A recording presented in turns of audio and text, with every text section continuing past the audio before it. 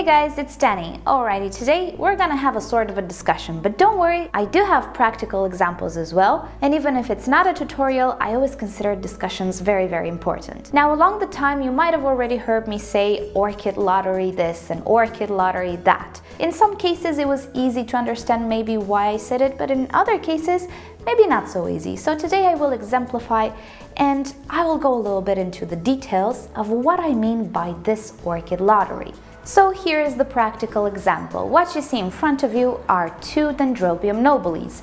I've had both of these for several years, even though one of them is older. They were both treated and fertilized and watered in the same way, they both live in the same location, and they both performed well in the past. None of them is virused or diseased as much as I can tell. However, there is a difference between them, and I think you can see them. So let's look at this one, the Aurora, and many of you might already know it.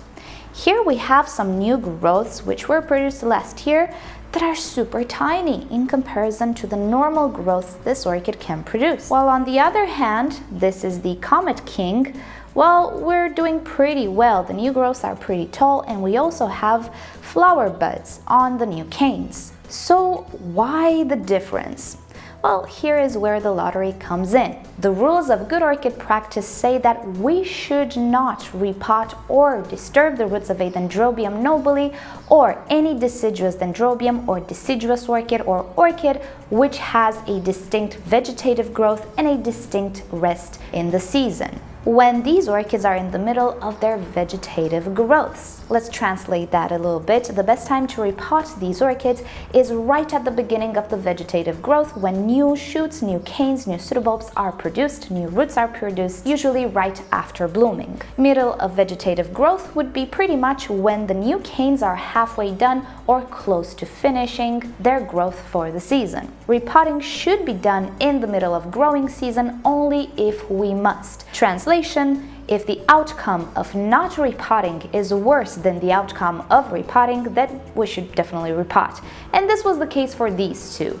These two orchids were potted in clay pots. In their first year, they were doing perfectly fine. In their second year, as they grew and the root system was more and more demanding, they started to suffer because the clay pots would let water escape way too much. I simply could not keep up with watering these guys, considering I'm using osmosis water, and that takes time to produce. And just like with the Phalaenopsis, I had to do something about it. I had to repot them in the middle of the growing season.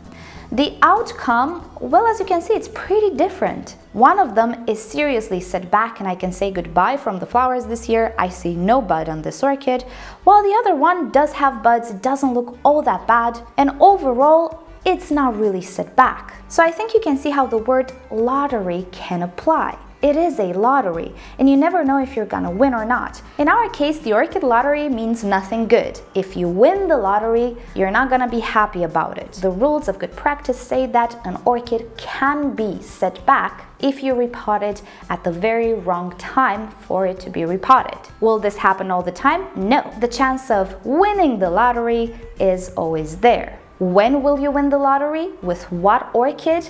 You will never know that, because like any good lottery, the more you perform a certain activity, the more chances you have to win. And also, each orchid is a ticket. Not all tickets will win, but one might. What's for certain is that if you play, you definitely have a chance to win. And the more tickets you play and the more often you play, you have more chances to win as well. Same with orchids. The more orchids you subject to certain activities which are potentially hazardous for the plant, the more chances you have to win the Orchid Lottery.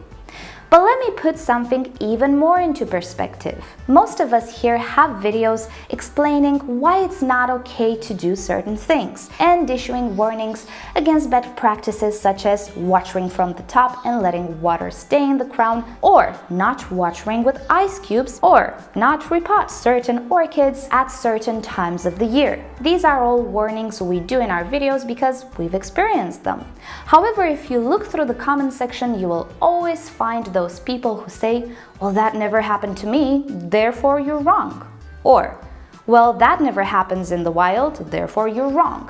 Or, Well, nurseries water from the top all the time and they don't have issues, therefore you're wrong. Well, here's the problem with that mentality. Let's presume the Akatsuki belonged to one of my viewers and the Aurora belonged to a different viewer of mine. And let's presume they both repotted these orchids in the middle of summer when I told you not to repot the orchid. The viewer which had the Aurora will definitely observe the staling, the setback, and the lack of flowers.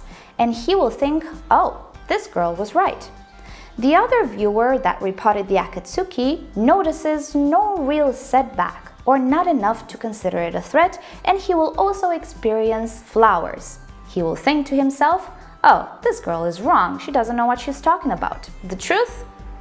Well, it's in the middle. It just so happens that for me, both situations are true. Why? Well, the lottery. I played with this ticket and I won. Well, this ticket didn't win.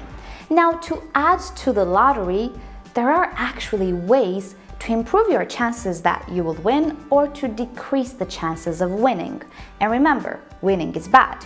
For example, crown rot. Once you pour water in the crown, you have your entry in the lottery. But the chances of you actually winning the lottery can be decreased if you remove that pool of water from the crown. If you want to further reduce your chances, you can even put that orchid in front of a fan.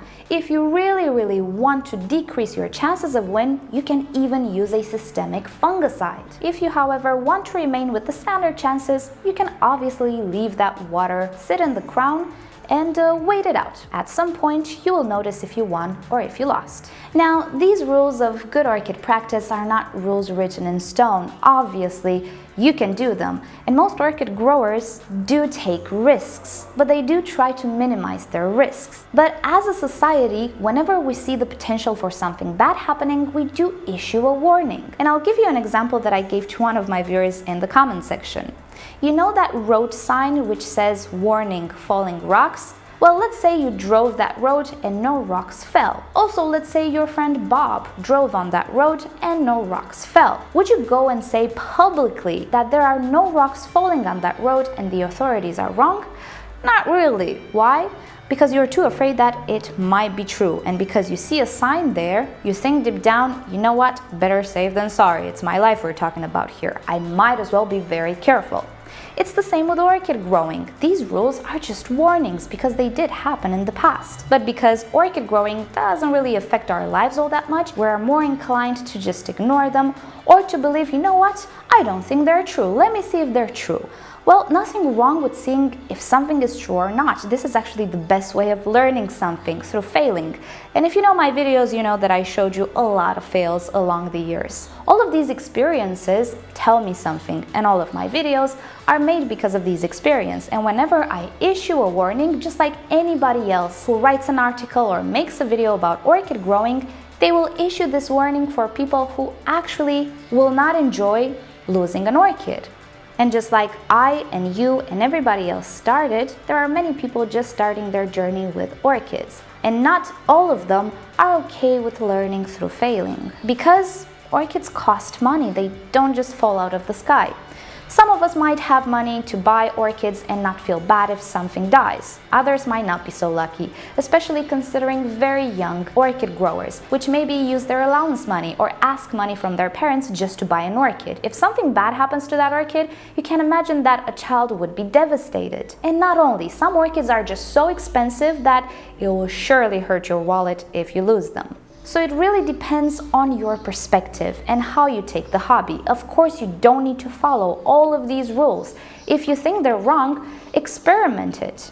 If you want to learn more and ask why, do so. What I don't really understand is why some people like to be contrarians and act on the principle if it never happened to them, it will never happen to anybody.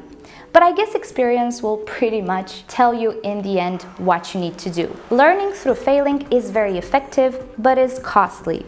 Learning through videos and articles costs you nothing, and even though it's not that effective, it might keep you safer. The lottery exists and it will never change no matter what. The question is, would you like to play? Alrighty guys, so this was the discussion for today. Thank you so much for watching, and by the noise you hear in the background, it is really time to go. You know the drill. If you've enjoyed this video, give it a thumbs up. If you hated it, give it a thumbs down. Subscribe to my channel for regular orchid videos, and don't forget to turn on notifications so you never miss a video. And with that said, I'll see you all next time. Bye!